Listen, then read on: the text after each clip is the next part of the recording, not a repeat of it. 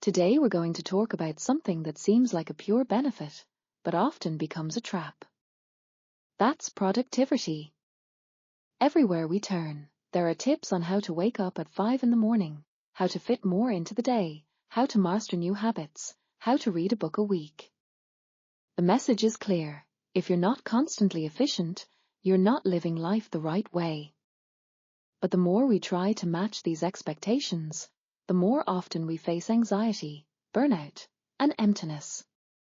Productivity, which was supposed to help us live better, starts to dictate its own rules. Today I want to show you the dark side of productivity. We confuse business with real results. We push ourselves into burnout. We feel guilty for resting. We constantly compare ourselves to others, and we end up living for checkmarks instead of real goals. And most importantly, we'll talk about how to break free from these traps and make productivity a tool, not the master of your life. Problem 1. The syndrome of constant busyness. Many people take pride in having no free time. Calendars are packed, to-do lists are endless, tasks never stop coming. It looks like success, doesn't it? But here's the trap. Being busy doesn't mean being productive. You can spend an entire day answering emails, making lists, and handling small tasks without actually moving closer to what really matters. It's like running on a treadmill. Lots of effort, the illusion of movement, but no real progress forward. Tip: at the end of each day, ask yourself, if I had done only one thing today, what should it have been? The answer helps separate true productivity from the illusion of busyness. Problem 2. Burnout from the race for efficiency. When someone constantly works at full speed, with no breaks and no right to slow down, exhaustion eventually takes over. At first it feels like normal tiredness, but over time even enjoyable activities lose their meaning. Burnout shows itself when mornings feel heavy, work brings no joy, and thoughts return again and again to, why am I even doing this? The more we try to be 100% productive, the closer we come to this wall. Human beings are not machines or minds, and bodies aren't built for endless races. Tip: build short pauses into your day. Even 10 minutes of calm each hour allows the brain to recover and reduces the risk of burnout. Problem 3. Guilt about rest. Here's a familiar scene. You're reading a book, watching a movie, or simply sitting in silence. And then comes the inner voice. You're wasting time. You could be working. You could be learning. You should be doing something useful. That's how rest turns into stress. Outwardly you may be relaxing, but inside you're loading yourself with guilt. The result: you don't get the benefits of rest, and you're still tired. But neuroscience shows that in moments of idleness, the brain activates the so-called default mode network. That's when experiences are processed, new connections are made, and creative insights are born. Doing nothing is not wasted time, it's preparation for future breakthroughs. Tip: treat rest as a task. Schedule it into your calendar the same way you do projects and meetings. Rest isn't laziness. It's part of the productivity cycle.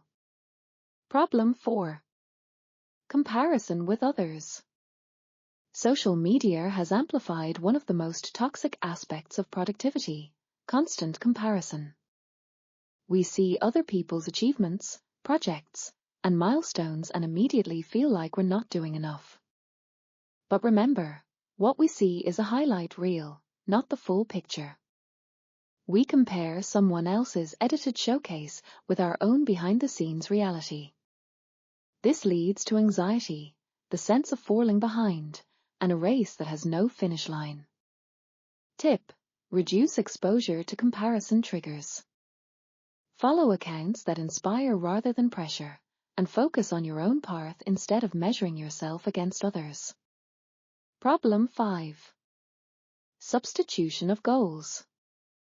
Perhaps the most dangerous dark side of productivity is when it replaces our true goals. We start living for check marks. Learning a skill not because we need it, but because the app tracks streaks. Reading books not to gain wisdom, but to hit a number on a list. Filling schedules just to feel busy. Life turns into an endless competition with a checklist, while authentic desires and values fade into the background. Tip: do a regular goal audit. Ask yourself, do I want this, or was it imposed on me? If the answer points to external pressure, let that goal go. Escaping the productivity trap? Let's put everything together and see how to reshape productivity so it serves you instead of draining you. 1. Focus on the essential. Make a list of tasks, but highlight just one top priority. Everything else is secondary. 2. Lazy productivity. Do the minimum that brings the maximum result. One big step is worth more than 10 small ones. 3. Balance work and rest. Use the 50-10 rule, 50 minutes of focused work, followed by 10 minutes of rest. 4. Digital hygiene. Limit apps and platforms that trigger comparison or guilt. 5. Recovery rituals. Add short practices to your day, walks without a phone, breathing exercises, journaling gratitude. 6. Honesty with yourself. Ask regularly, is this goal truly mine? If not, release it and create space for authentic ambitions. Productivity is a tool. And like any tool, it can work for us or against us. The dark side of productivity shows itself when we confuse business with achievement, when we neglect rest, when we compare ourselves to others, and when we start living for check marks instead of meaning. Life becomes a race of tasks, while the essence of living slips away. So here's the core idea: productivity should never be the goal itself. It's a means to an end, to have more time for what matters, more energy for real desires, and more space for life itself. It's not the race that makes us fulfilled, but the balance. Not the number of boxes ticked off, but the quality of days lived.